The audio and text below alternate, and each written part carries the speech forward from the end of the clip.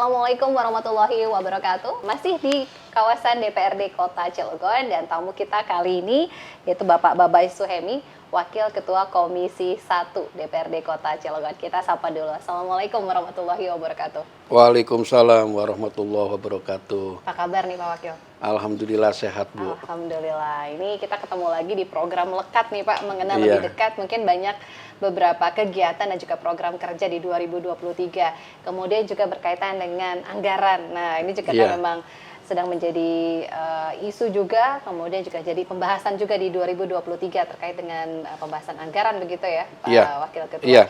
Namun sebelum ke sana, gimana Pak kabarnya kegiatan untuk akhir tahun? Lumayan cukup banyak? Akhir tahun kebetulan ya padat juga, karena emang kemarin-kemarin juga kita juga kan rapat gabungan, terus juga RKA sebelum rapat gabungan itu, plus hari ini juga kita paripurna untuk penetapan RAPD itu sendiri. Jadi ya emang lumayan padat dah. Padat ya menjelang akhir tahun. Sampai ini juga menyempatkan ini luar biasa mungkin tadi Ibu ngikutin ya. Betul. Ini waktunya memang lumayan padat nih Pak Wakil Ketua Komisi 1. Di Komisi 1 ada berapa OPD Pak sebagai mitra kerja? Komisi 1 itu mitra kerjanya kurang lebih tepatnya saya kurang lebih ada 13 ya. 12-13 gitu tuh ya. Lumayan cukup banyak lumayan cukup komisi banyak yang lain ya. Ini lumayan apa istilahnya mitra kerja ya semua juga terbagi seperti itu sih. Terutama di bidang pemerintahan ya Pak. Di bidang pemerintahan lebih spesifiknya mungkin di perizinannya ya.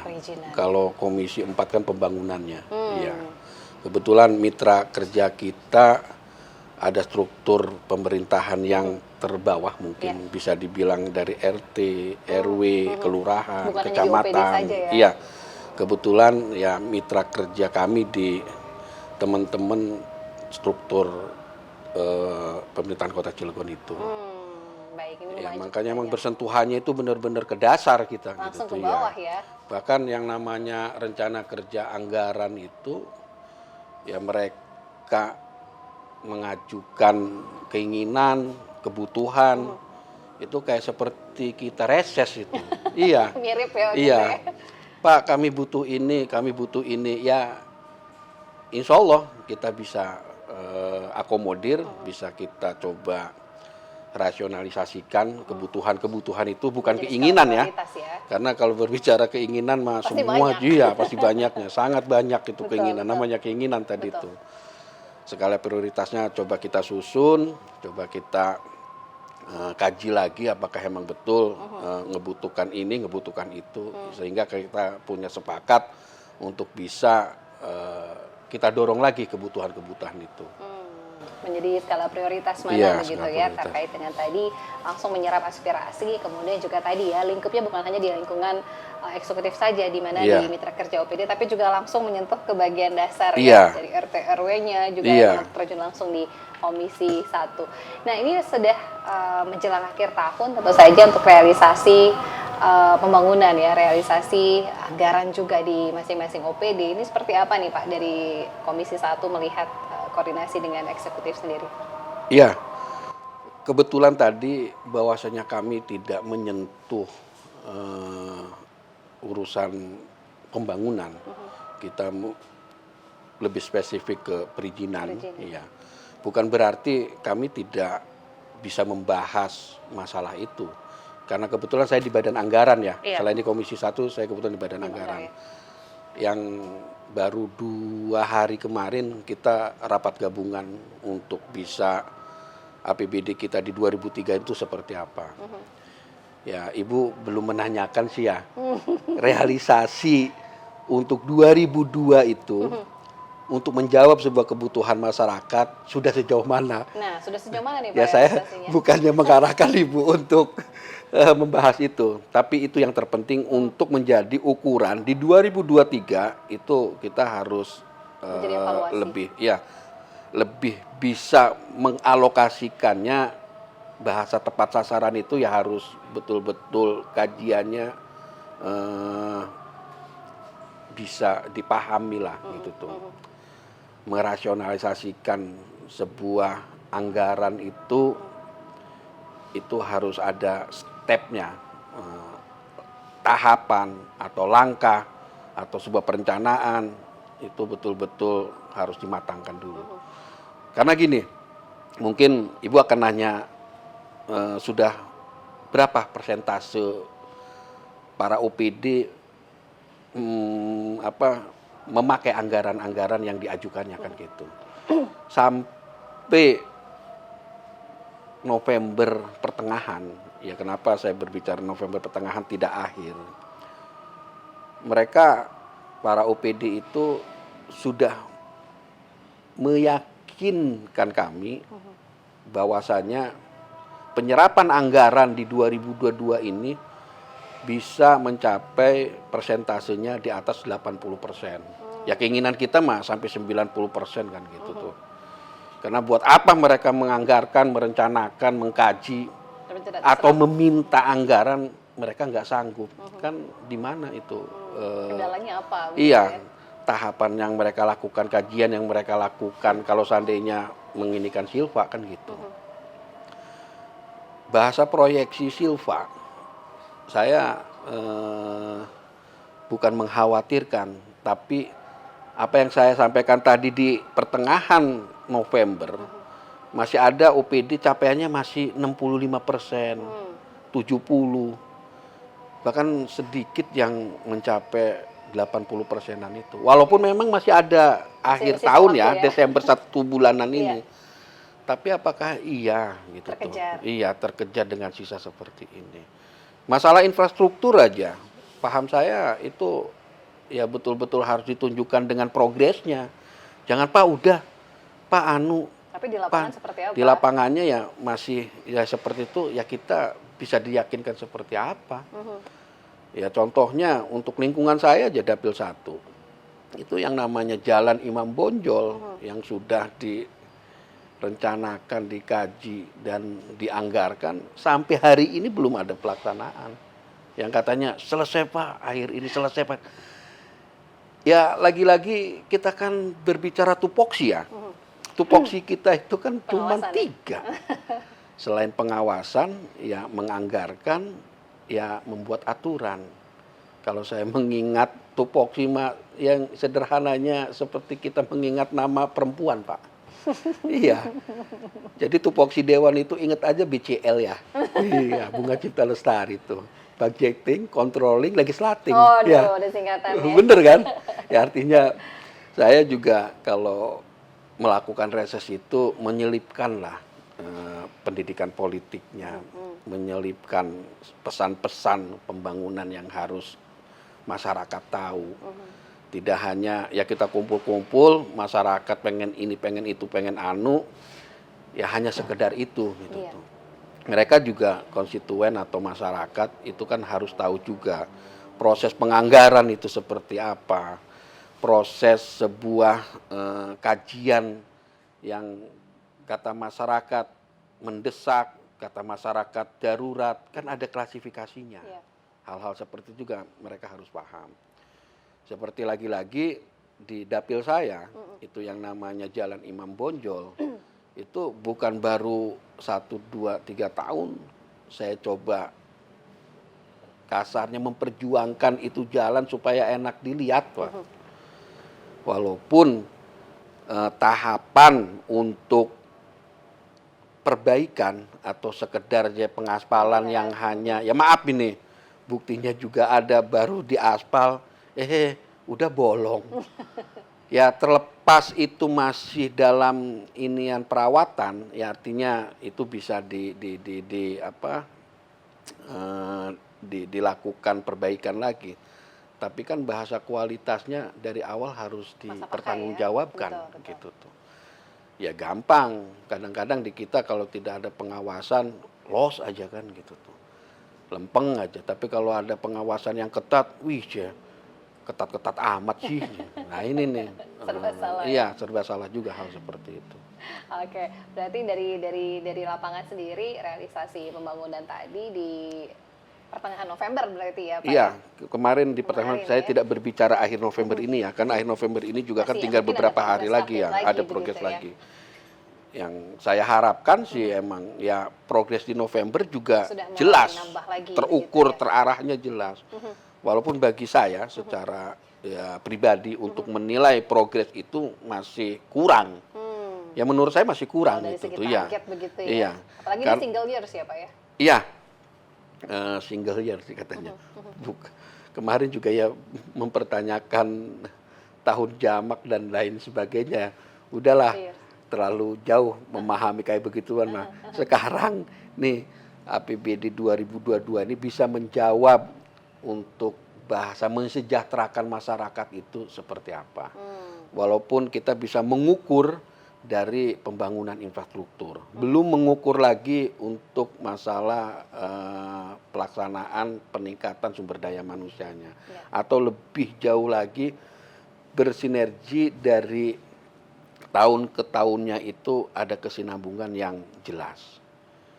Jadi ya emang kita betul bahasa membutuhkan waktu, ya, tapi sebuah kebutuhan itu ukurannya juga kan jelas lagi. Dari bidang kesehatan kita membutuhkan apa, dari bidang pendidikan kita membutuhkan apa. Walaupun dari dua hal kepentingan ini itu sudah ada aturan jelasnya. Taruhlah urusan pendidikan itu amanat undang-undangnya 20% misalkan. Itu kan jelas. Dari APBD kita misalkan 2 triliun, kalau 20% berarti kan hampir bisa dibilang seperempatnya APBD kita buat pendidikan. Karena menyampai di angka 400 miliar. Dari APBD kita taruhlah 2 triliun aja. Koma-komanya ya itu mah dianggap ini aja dulu. Gitu tuh. Ya ambil gampangnya aja dulu, ambil gampangnya aja dulu. Memang ada porsinya masing-masing. Ini infrastruktur, kesehatan, juga pendidikan. Iya. Ini memang harus dibagi. Nah, terkait dengan PAD. Tapi tidak mengabaikan yang lainnya juga. Betul, itu Jangan juga mengabaikan yang lainnya juga gitu. Tetap Kan porsi-porsinya jelas. Tinggal ini pelaksanaan penyerapannya ini yang butuh pertanggungjawaban yang benar-benar harus pertanggungjawabin secara pasti. Karena mereka yang minta kan gitu tuh. Ya. Kita mengakomodir gitu. Sudah Bahkan setiap namanya rencana kerja anggaran itu meminta lagi. Walaupun pas di gitu ya. acara itu atau di kegiatan RK itu, kita menanyakan progres juga. Sudah sampai mana progresnya? Misalkan di dinas PU misalkan, atau di dinas Perkim misalkan ya. Karena dua dinas ini kan pelaksanaan untuk pembangunannya sama, dalam artian sama itu ini ngurusin drainase yang skalanya begini, ini misal contohnya gitu, urusan drainase yang skalanya ini, tapi tetap aja infrastruktur kan tujuannya. PU mengurus skala-skala besar, kalau Perkim mengurusi masalah lingkungan. Ya kalau misalkan belum aja mereka dalam hal penyerapannya itu maksimal, masih ya kita ragukan lah, untuk nambah laginya terus bagaimana kan gitu. Apa sih Pak kendala yang disampaikan begitu dari OPD terkait realisasi? Saya juga tidak bisa memahami itu, kadang untuk pelaksanaan pembangunan itu katanya gagal lelang. Kalau gagal lelang kan itu teknis ya, harusnya ya. Ya kasarnya Teteh dikasih proyek, mas saya sih nggak mau kasarnya, walaupun itu ada mekanismenya. Ya katanya gitu. Kalau PL kan tidak penunjukan langsung di bawah 200 juta. Kalau lelang kan mungkin di atas 200 itu. Walaupun sesusah-susahnya lelang, mas saya sih gitu tuh nggak ada. Dengan waktu yang tersedia. Bahkan kalau dibolehkan dewan bermain begitu mah, iya kan, nih. Ya. Wah, nggak semudah itu menghabiskan. Wah, ente yang minta aja. Gimana hanya tidak semudah itu? Kan tidak ujuk-ujuk kata bahasa wong Cilegon di Malak, Pak. Ya kan? Ya kita menyediakan dana untuk sebuah rencana itu juga kan dari mereka yang merencanakannya jauh-jauh hari. Mas saya untuk membalung jalan, misalkan Imam Bonjol, itu perencanaannya baru seminggu terus kita minta dana, kan enggak. Bahkan saya berani ngomong jalan Imam Bonjol itu udah berapa tahun itu untuk kita coba tingkatkan kualitas pembangunannya dari aspal menjadi betonisasi misalkan. Kalau bahasa apa susahnya? Lah orang kebutuhannya aja, susahnya di mana gitu tuh. Ini bukan keinginan loh, ini kebutuhan loh. Iya. Kenapa saya selalu menyebut Imam Bonjol? Kalau dicatat udah berapa kali saya menyebut Imam Bonjol tuh? Karena ya Karena ini kebutuhan ya. iya, dapil saya yang kebetulan saya dari perwakilan situ, ini sebuah kebutuhan, bukan sebuah keinginan gitu. Belum terrealisasi ya. Belum apalagi terrealisasi. infrastruktur. Bahkan kalau misalkan nanti di tahun ini tidak terrealisasi, ya maaf ngomong, kita lihat aja gitu tuh. Ya artinya kritikannya atau ya kita memprotesnya akan lebih spesifik lagi, akan lebih ya Dorong mengibarkan kasar bukan kan karena ini sebuah kebutuhan yang bukan baru 1, 2, 3 tahun gitu tuh. Sudah sakit lama Mungkin begitu ya. ya Ibu pernah ngedengar yang namanya Ciber yang kebetulan jalan yang saya sebut tadi itu tiap tahun banjir. Tiap tahun banjir. Walaupun alhamdulillah di tahun kemarin bulan Desemberan kan Desember, Januari, Februari lah. Banjir itu Iya. kadang ininya ya, musimannya gitu Betul. tuh. Biasanya banjir itu 5-6 jam. Ya sekarang udahlah 2 atau 1 jam bisa dibiarkan. Karena udah kita beneri masalah Drainase. normalisasi kalinya. Kita sudah beneri masalah TPT-nya. Kita juga sudah melakukan banyak hal di situ.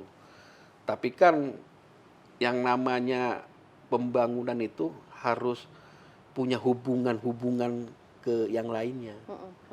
Artinya keterkaitan sudah selesai ini harus bagaimana gitu tuh. Apa istilahnya ya? Berkesinambungannya itu loh gitu tuh. Kalau kita membangun jalan, kita harus membangun drainase. Karena kalau tidak membangun drainase, kemungkinan Percuma besar ya. akan cepat untuk jalan itu rusak. Rusak.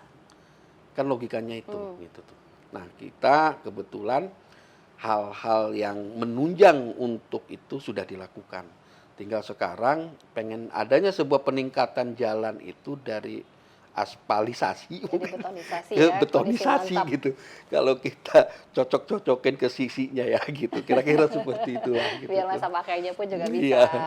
panjang begitu, dan masyarakat pun dari segi roda perekonomian juga istilahnya tidak menghambat Nah, gitu ya. itu. Dan kebetulan ya saya mau ngomongin dapil siapa kalau bukan dapil saya kan itu ya. Di situ juga ada sentra usaha yang lumayan menopang kebutuhan kota Cilegon dari produksi tahu tempe. Coba kalau misalkan satu hari mereka direpotkan oleh banjir, mereka direpotkan oleh jalan yang rusak, itu kan menghambat.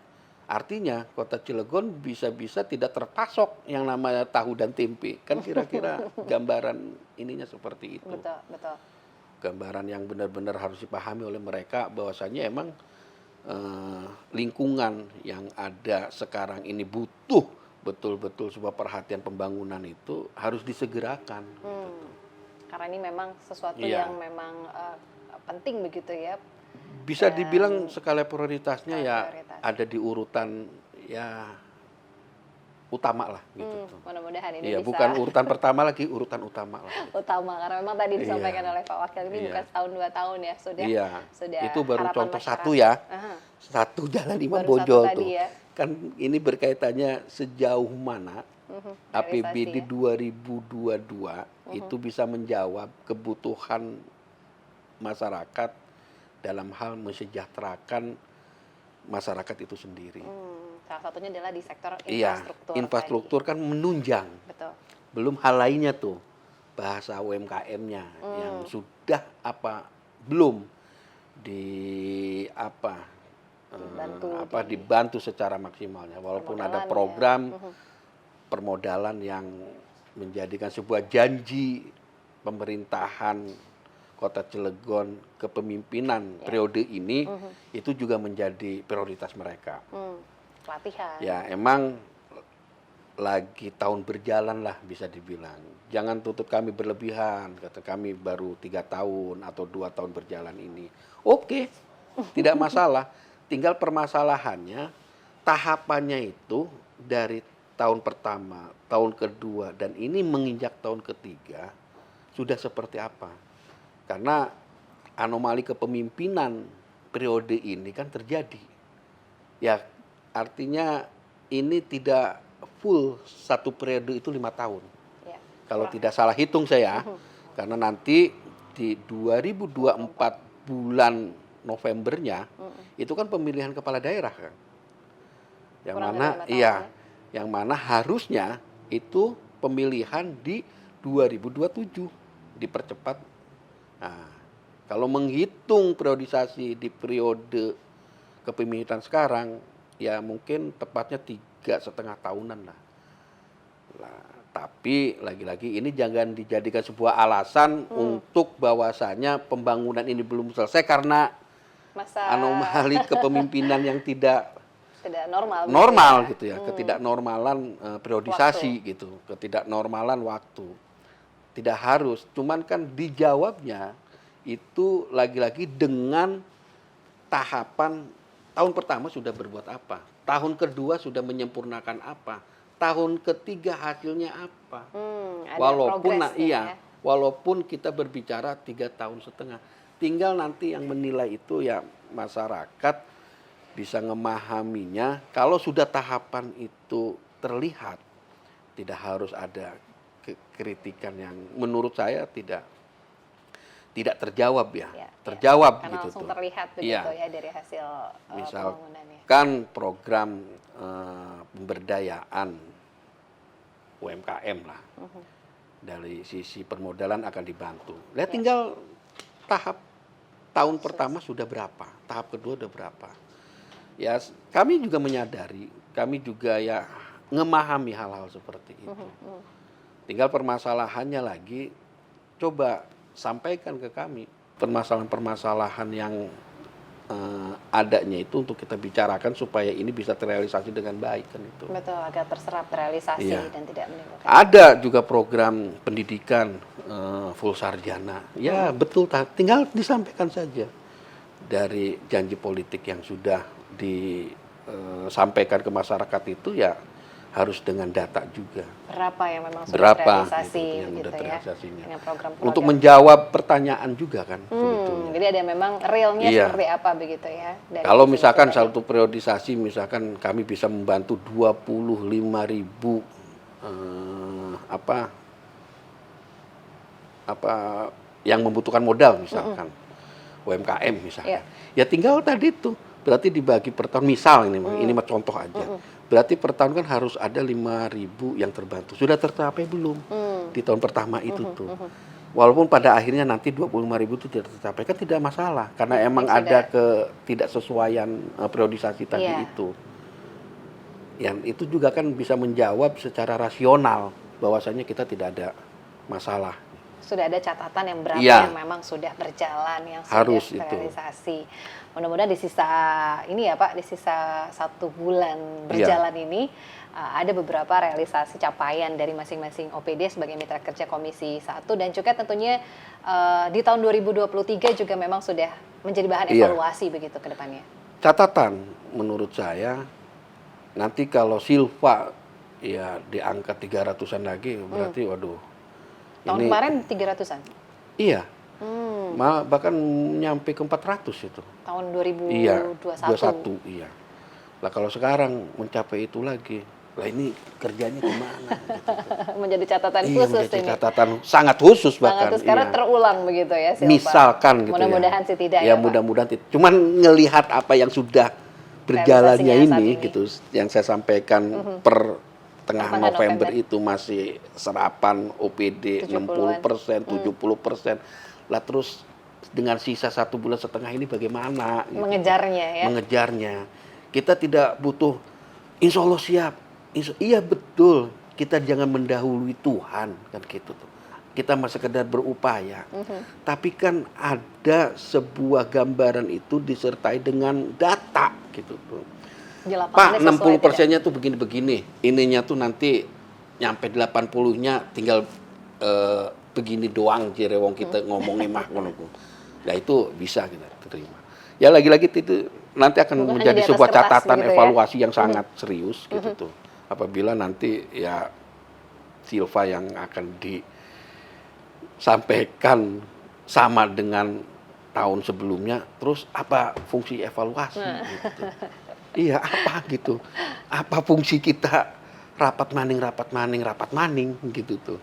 Ibaratkan kita ya kalau ada ini kita rapat, ada ini kita rapat. Ya buat apa? Karena kan memang dari awal fungsi anggaran juga memang sudah di request atau diminta begitu ya terkait dengan apa yang harus dibelanjakan. Nah, sederhananya tadi itu, ibu kalau minta ke ya anak minta ke orang tua lah jajan. Mah minta uang 1.000, pasti kan di anak itu udah sudah tahu mau apa. beli apa uang 1.000 sesuai tadi ini, yang diminta.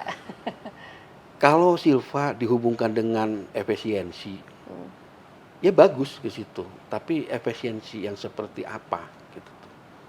Orang udah direncanakan kok di efisiensi.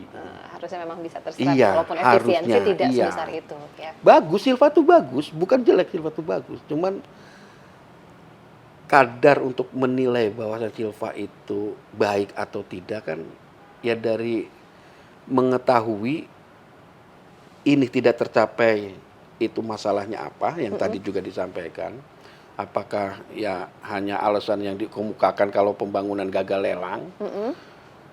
Itu kan sebetulnya pekerjaan yang sudah mereka harus kuasai. Karena mereka ya kerjaannya kan di situ-situ aja. Di situ ya. Iya. Pekerjaannya tuh di situ mereka itu. Kalau kita mau outsourcing 5 tahun doang, Bu. Bener kan?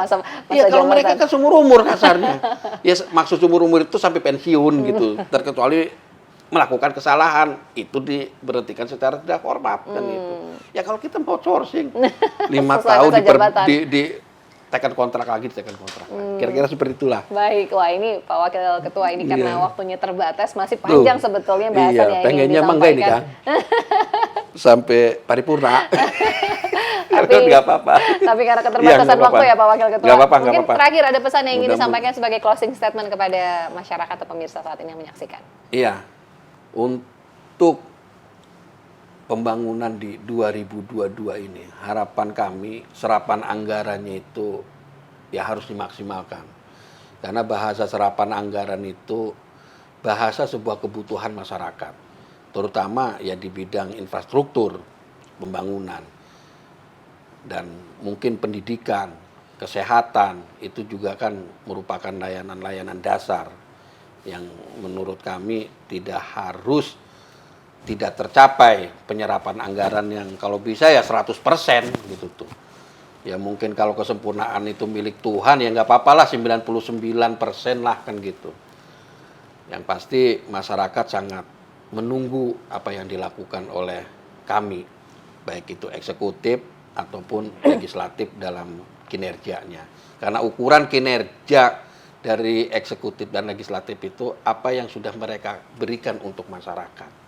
Bukan bertanya apa yang masyarakat berikan ke kita. Walaupun emang betul, ada juga jangan kamu bertanya apa yang sudah negara berikan kepada kita. Tapi tanyakan apa yang sudah kamu berikan buat negara. Betul, tidak ada salahnya. Tapi dalam sebuah mengurus atau mengelola daerah, ya harus dipertanyakan dulu apa yang sudah diberikan untuk pemerintah daerah atau kota untuk masyarakatnya secara real, nyata, berpihak, betul-betul ini bekerja untuk masyarakatnya. Betul, setuju nih. Karena waktunya terbatas, terima kasih sekali lagi Wakil Ketua Komisi 1 Bapak Bambang Suhemi dari mudah-mudahan gak bosen-bosen ya. Siap. Podcast lagi siap aja kita ngobrol lagi nih Pak. Baik pemirsa, sudah 30 menit kebersamaan kita dalam program Melekat Mengenal Lebih Dekat dengan Wakil Ketua Komisi 1 DPRD Kota Cilegon. Mohon maaf jika ada salah kata. Saya Ratu Fitri yang bertugas mengucapkan terima kasih banyak atas kebersamaannya. Sampai jumpa. Wassalamualaikum warahmatullahi wabarakatuh. Waalaikumsalam warahmatullahi wabarakatuh. Terima kasih Ibu.